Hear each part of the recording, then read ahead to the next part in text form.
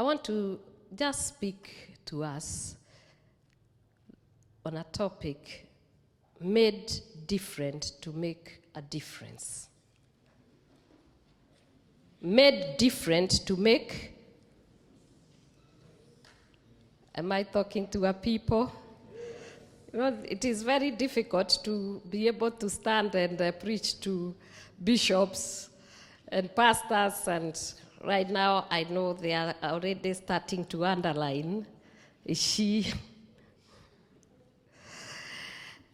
I am called, I am saved, and I'm proud of the kingdom that I serve. I always say I am a citizen of two kingdoms, the heavenly kingdoms, and I'm an ambassador here on the earth. And I will represent my king to the utmost, fearlessly and boldly. Because he called me, he loved me, and he gave me a job. He gave me a job first. I'm a pastor before I am Her Excellency. In fact, I ran with that pastor church agenda. We went for 40 counties talking church agenda. That time, I was the wife of a member of parliament of Madeira. I was not looking to being where I am. I was serving God. By the time we finished, there was a switch. So as our father said, we must work. And when foundations are shaken, what will the righteous do? Is to know they are made different to make a difference. And let me read from John chapter 13, verse 14. John chapter 13, verse 14. I'll try to take a few minutes, then I'll be out of here. If I then, your Lord and teacher, have washed your feet, you also ought to wash one another's feet. Heavenly Father, in the name of Jesus, Father God, I surrender and yield to your spirit, that you may speak to your people, Lord. Open our ears and our eyes to see, our ears to hear, and our hearts to apply the wisdom of this word, that, Father, you may be glorified in Jesus' name. Our differences should never be a dividing factor. The master designer made that difference in color and size. If you look at one another, none is like the other one. And that variety makes us who we are. That is why there is a variety. People think differently. People are colored differently. And when I look, I see beauty. Some are black, some are brown, and some are white. And you can see even the hairs, even some of us, when it is not ours, it's different. Women celebrate, you know. Why don't you put our hands together as women? Our hairs are different. In fact, some of the times, men don't even recognize us. We like being different. Tomorrow is short, tomorrow is long. Even if it is not ours, it's bought. And the men buy, the husbands buy for us. And we are happy. Just like he says he has worn the best, we also wear the best. So God has allowed different opinions, perspectives, and religious beliefs, denominations, culture, and etc. All this placed in a man made in God's image and in God's likeness. Every one of us is designed differently for the glory of God. You are made in God's image, in God's likeness. And that's why he made you different, so that you may make a difference. Say, I'm made different to make a difference. And I'm here in this world to make a difference. And that's why in Genesis 1:28, he comes and he blesses both male and female. As you are sitting here, you are both blessed. And he shows him the inheritance that he was giving them. And he said, you shall go into it. You shall multiply, you shall increase, you shall prevail, and you shall have dominion. That means that from the very beginning, when he said, I've given you, I've blessed you. And you are supposed to increase. You are supposed to expand. Who said that Christians should not be rich? Because there is always something that is, people are trying to tell us, when a Christian appears to be doing very well, there is something wrong with that Christian.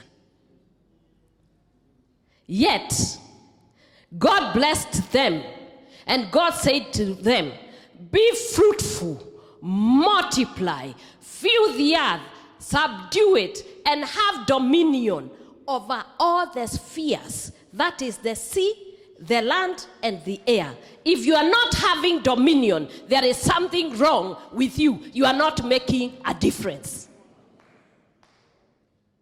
We ought to make a difference as pastors in the places we minister.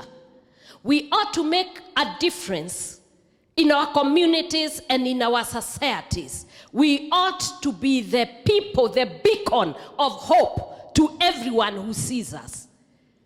We ought to be the example of prosperity. For let me tell you, when you lay hands, you transfer spirit. Bishop, it's true? You tell me, if I can transfer spirit, and I'm very poor, why should anybody bring their head to me? What will I be transferring? You have said it. We must make a difference. Because this God who called us, he's not a poor God. In fact, he says, if you think that nation which I've given you is small, ask me for nations, I'll give you. Because he can create others. If all the nations of the earth, the wealth and the riches are there, you need more. You just need to ask. And he will give you nations. We don't want to have many nations. We want to have our children back to God.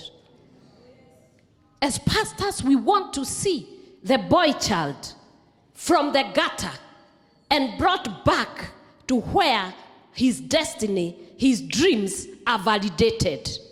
That is why God called us. To go out there and make the communities know our God. You are made in the image of God. You are made in his likeness. How is it then you'll be reflecting differently? I think if God, and I'm not saying if, because he's already here. He's here represented by you and I. What you see is God. An image and a likeness of God where he has put his spirit. For all those who are born of the Spirit are what? So he dwells in us. So when you look at the person next to you, who are you seeing? You see, now you cannot say, because there is a teaching that says that, what? You cannot call yourself gods and you cannot share the glory of God. I think we need to relook at that. If I'm the image of God, I'm the likeness of God, and I have faith and have believed in this God, and so he has deposited himself in me. I am a brother of Jesus, who is the Son of God, the fullness of God. Then I am God.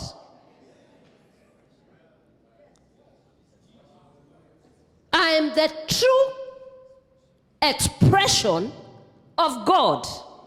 So when you see me, you see the true expression of, and that's why he says in Psalms 82 verse 6, I called you gods. But you'll die like mere men, because that is how you behave. That is what you believe. You want to die like mere men. Me, I don't want to die like a mere man. I want to live. And when I'm present or absent, I am with the Lord. That is a kind of life I live. And that's why I'm bold and I'm not afraid. Because whether I'm present here or absent, I am present somewhere. For to be absent here is to be present. So I'll be answering present somewhere. And therefore, being the image and likeness of God, you are supposed to make a difference. And the difference comes when you desire and know who you are supposed to imitate. The Bible has told us Jesus himself, he stooped down lower than his disciples. He told them to remove their shoes, and they were refusing, some of them. And he washed their feet to show us who we are. We are servants and not masters. Because if our master, Jesus, became a servant, how low should you and I be in serving one another?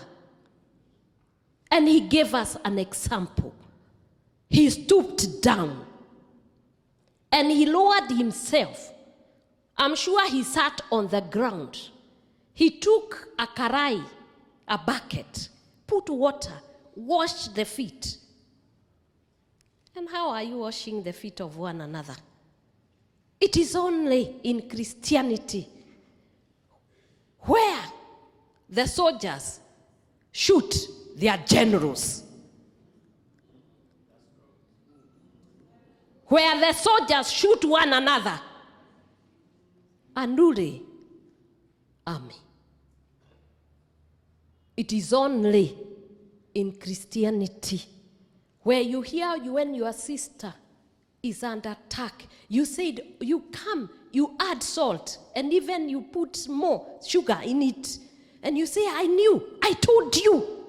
I told you about that sister. I told you about that brother. Yet, when I came, you were being told the nakedness of your brother ought to be covered. Because even you, if you are told to throw the stone by Jesus Christ, would you throw a stone and say, you have not sinned? Any one of us, we are told we have fallen short of the glory of God. We are outside. It is only by grace you are inside. And God is taking care of you. If only somebody could just open you up and make a revelation, you will be silent. You will be silent. You will be silent because you would be exposed. But because God has been gracious, that when people wear suits and when people wear nice dresses, you will never know what is inside them. And that's why he said, the heart of man is desperately wicked. Wicked. When we ought to encourage one another, we are busy discouraging one another. When the fields are white as snow, lacking laborers, you are busy killing the other laborer, the few laborers who are there. God have mercy. God have mercy. We are praying to the Father, and we are praying to God for more laborers. And the laborers are busy shooting one another. God have mercy. He washed the disciples and told them we ought to be servants. And that's why I tell people, maybe they are finding it so easy to access my office. In fact, my staff, they have a hard time because I've never changed my telephone number. So people keep calling, and people keep asking for appointment, and pastors keep coming, and pastors keep calling. And I tell them I call. They have always called me. The only difference is I've been made a bigger servant.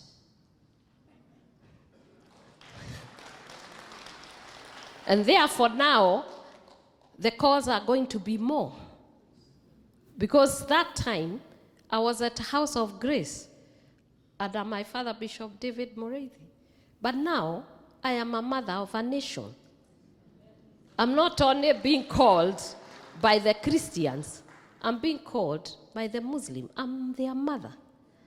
I'm being called by the Hindus. I'm their mother. And you will see me there. You can say what you want to say. But when it comes to the gospel of Jesus Christ, do you preach it to the preached, or do you take it to where it needs to go? By revelation, it tells you God creates a platform, and you will go there and learn to respect, honor one another. It was Paul who went to a temple where there were gods.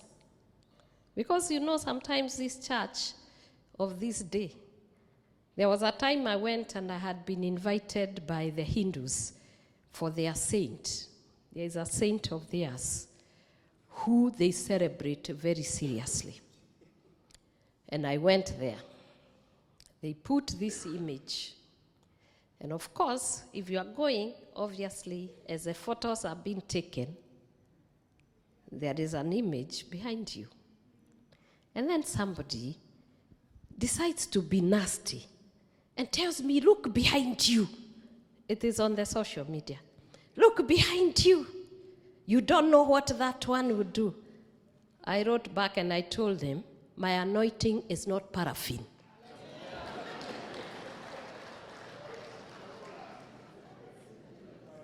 That an image sitting there would change me or cause me not to do what God has called me to do. Those people had called me and they honored me. They even gave me a platform to pray for them. Did you pray yourself? You are busy talking what you don't know.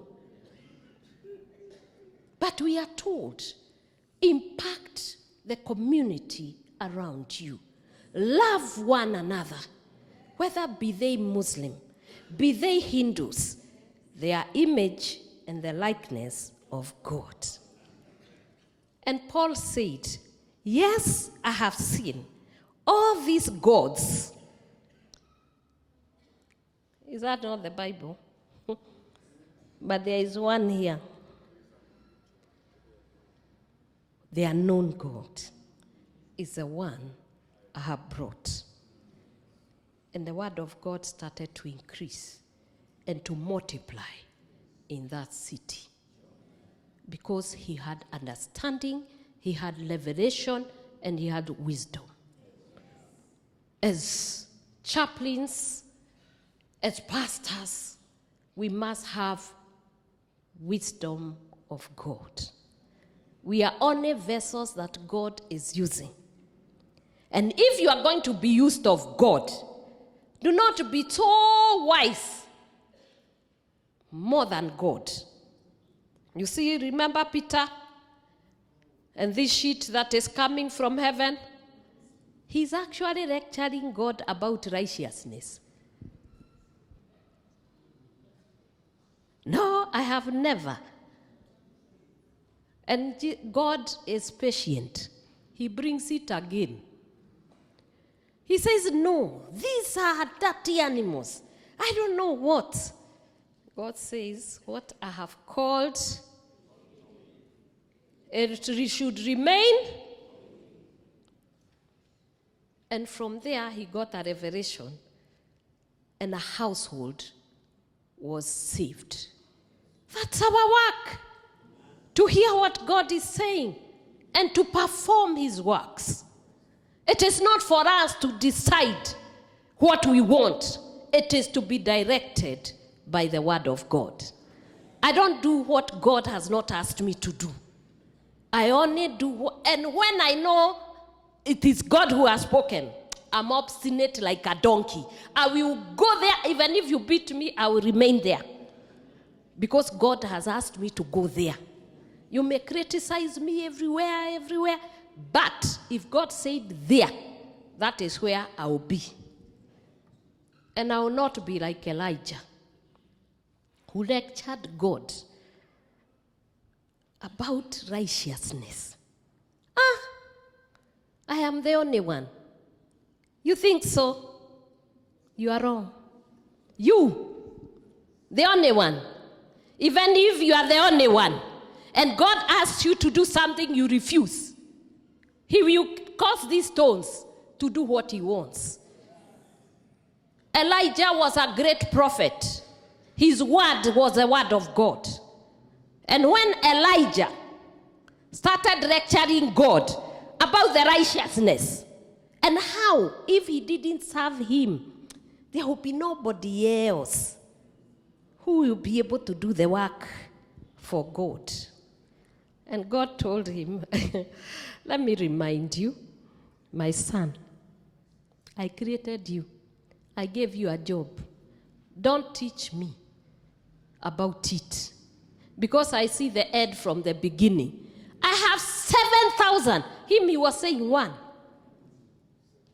There were 7,000 who had not bowed down to the Baal. But this man was speaking like he knew. It's just like today. Listen to some of us. Holier than thou preachers. Fighting the church of Jesus Christ and the body of Christ. Deciding who is holy and who is not. And God, to make sure that Elijah will never make such a mistake. One, he had already spoken and he wanted to die. So God said, I'll grant you your request. I want you to come with me so that you may see my work will continue. Brothers and sisters, if you refuse to work for God, the work of God will continue with or without you, and God will remain God. So you had better wake up and do the work God sends you to do. Make a difference, because you are made to make a difference. If you are not making a difference, you are like that tree that looks so green. And Jesus even is going, it even deceived Jesus, you know, the tree. It looks so green, so fruitful. But when he went there, it had nothing, and he cast it. May God help us, that will not be the cursed fig tree, but will be a fruitful one, that will thrive, watered by God, as we make a difference and we encourage one another in the vineyard. The other one is that every one of us has been given a gift. You have a talent somewhere, big or small. God is not worried about the size. of your gift. If you can speak to the next person, tell them God is not worried about the size of the gift. If you can ask the other one, tell the other one, God is not bothered about the size of the gift. God is concerned on how you will invest it. Will you invest it for a profit? You must serve God with excellency so that God may be glorified. Walk in righteousness. Let people talk. Do not go by the opinions of man, but go by the will and the purposes of God. It took just one disobedience of one king called Saul. He listened to the people and did what was wrong, and he was rejected. It took one word of Elijah to be disqualified and to be fired from ministry. And from there, God told him, you know what? Even you have under you is another prophet. He has also not worshipped Baal. Go and anoint him. Anoint a general and a king. And come, we go. And later, when Jesus Christ was on this earth, the same people who had mocked the people of God, despised their ministry, God brought them at the mountain of transfiguration so that they can see he did not need a man. He did not need a prophet to do his work. God himself had come to the earth to do what they ought to have done and failed. And he removed both Moses and Elijah. And we were left with only him and human beings here who wanted to remain up there making temples and enjoying themselves up there. They didn't. People who are clueless, why all these things were happening. And yet, God was going to use the clueless Peter, James, and John. They want to stay there because there is a godly atmosphere. They forgot they were supposed to be servants of the people down there. Oh, Jesus, let us make 3 temples, and we stay here, you and I, and we stay.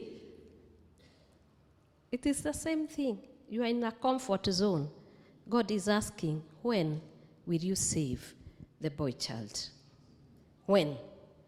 So use your gift, and you have a reason to serve one another. And I want to speak just a little bit of loving one another. We are told that love is God. And therefore, if you want to apply God, love one another. If you can speak to your neighbor, tell them, love me, and I'll love you. And we all become the body of Christ. Isn't that beautiful? When we love one another, the world will be a beautiful place. When you can smile, because people smile at one another when they love one another. But when you hate one another, my God, the faces you make, they make you to have creases. That's why you see, maybe at the age, I'm not going to tell you, I'm 58. I'm still doing well. Because I smile. Yeah. What is so serious about life? I tell them nothing. In fact, those who are serious are dead because it's called dead serious.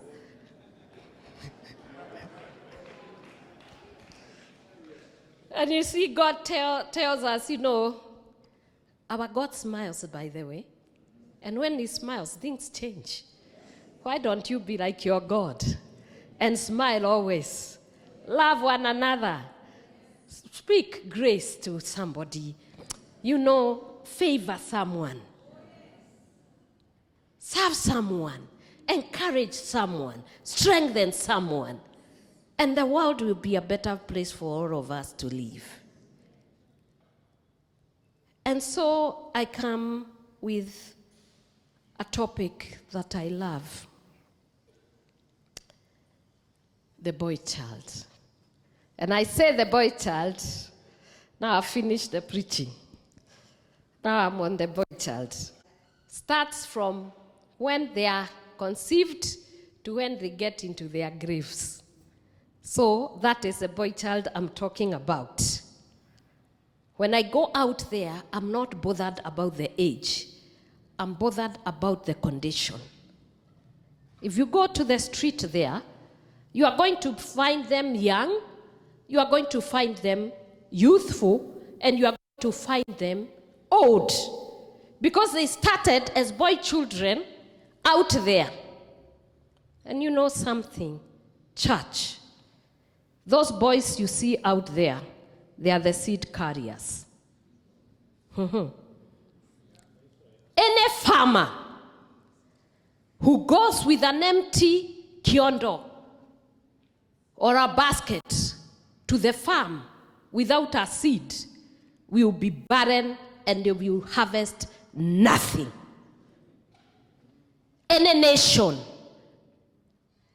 whose boy children are out there languishing in rejection, oblivion, in suffering, and they are taking the glue out there, they are taking cocaine to the level they have become zombies, that nation is going to be a barren nation.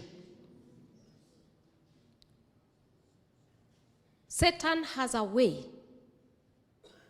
of making people forget that he's working. Because he uses the same way, but in a different manner. Before, in the time of Pharaoh, he used the midwives. I hope you are not the midwife that is killing the boy child. But in that time, there were two women, Sivra and Pua. They decided they are not going to kill the seed carrier. Jacob had decided, because he saw this boy was goodly, he would keep the child. The third was Miriam. Miriam went to check to see where the seed carrier was going to go. And the fifth one was the woman who had come from Pharaoh. The king had decreed, and these women were defying the decrees of the king to save a seed carrier. And this woman gives a testimony and says, this child, this one, is from the Hebrews. The people my father is killing. But he looked and had mercy on a child, took him and took him into the palace. To the king who wanted to kill him, he was brought up, educated there, and he delivered a nation. You are the midwives. You are the Miriams. You are the Sivina and Puas for those children out there. I can tell you for free, that is the future church that is there. You keep quiet and do nothing. You will continue to be small and to fight for congregants. When millions are out there languishing, what is the work of the church? Which is the true church? It is that which takes care of the widow and the orphan and those who are vulnerable. What is the need of buying so many drums, having so many buildings, imposing buildings, when we are not building the souls of people? We lock ourselves in the four walls church. Singing from morning to evening. We move from one mountain to another, from closet to closet. When people of God are out there struggling and praying for God to save and deliver them. And we are just there, sitting and doing nothing, You see those children out there, you do nothing, and you think they should be there. Grace have taken you where you are. You could be the ones who are there. Your children could be the ones who are there. But God, through his mercy, has brought you this far, called you to become a minister, to minister to those children. They go without food. They have no clothes. Yet if you go to your wardrobes,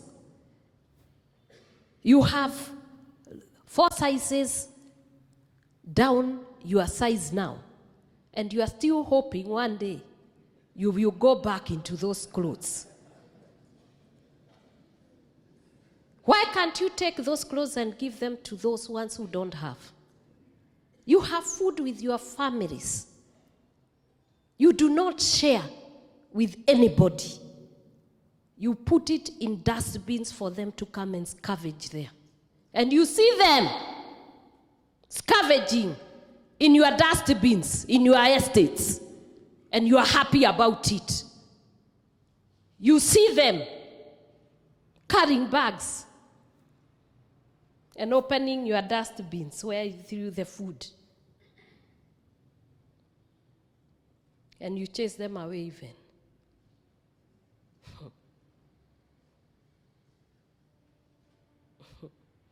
Should they come to our churches on Sunday, you push them out there because they are smelly.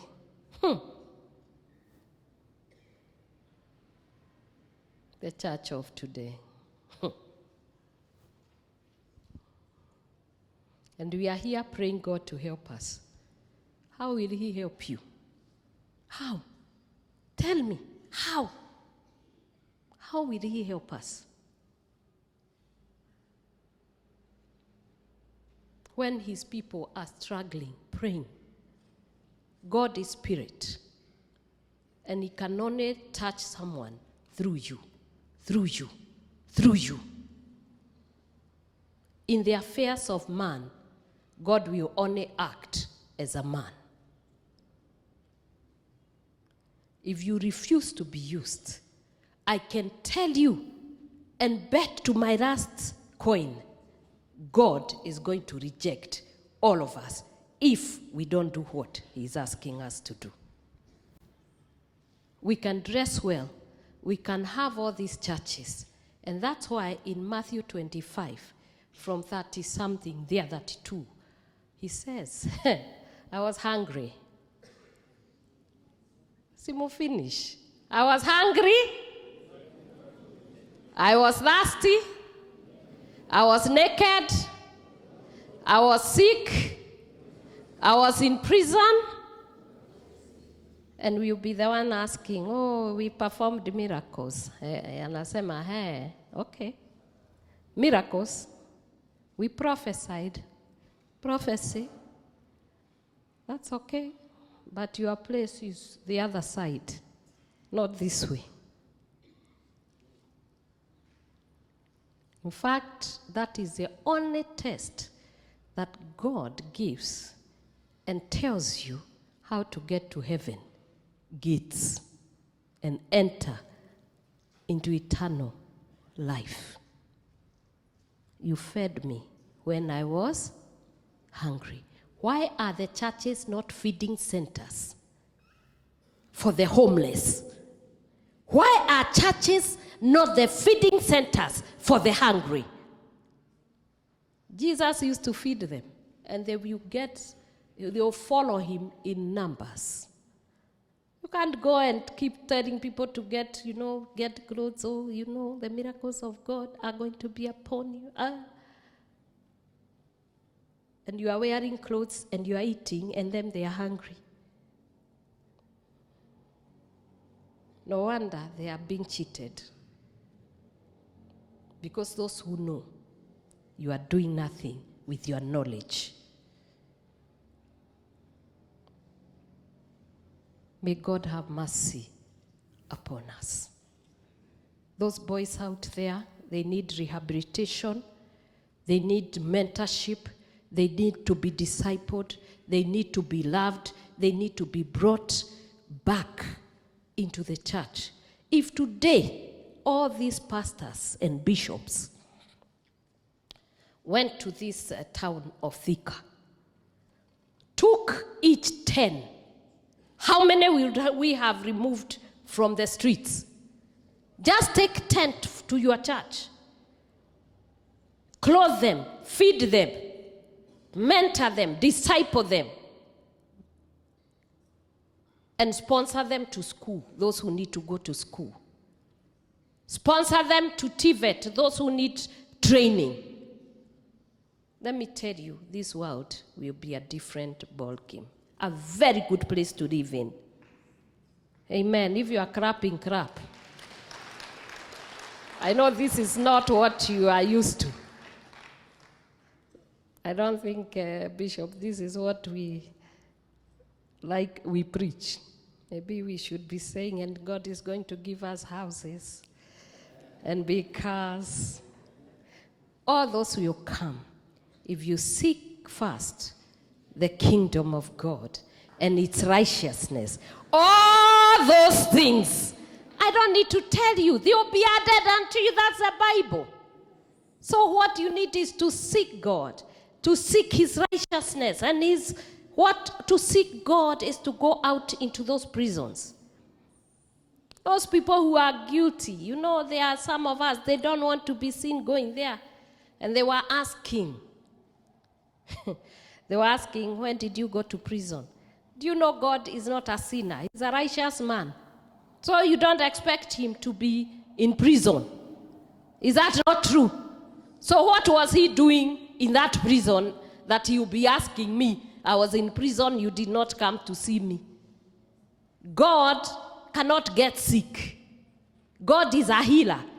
What would he be doing in Thika District Hospital for me to go and see him? Why would he be hungry when he's the bread of life? Why? Why would he be thirsty when he's the water of life? And all these things, people will be asking themselves. Because the person you see next to you is a representation of God. And he's important and she's important to God. Those people who are homeless there are important to God, and they are God's concern. And therefore, when you do anything to any one of those, you have done it to him.